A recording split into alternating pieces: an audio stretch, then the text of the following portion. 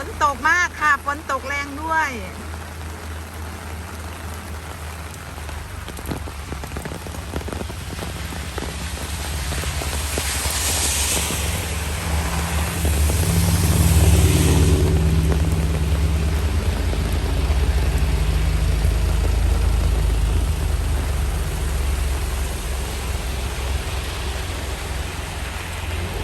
เก็บบรรยากาศฝนตกมาให้ FC ได้รับชมค่ะ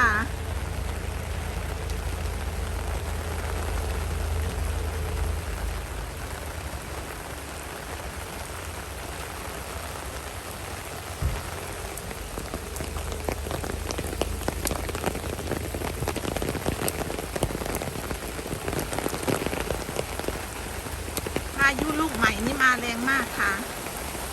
ตกแรงด้วย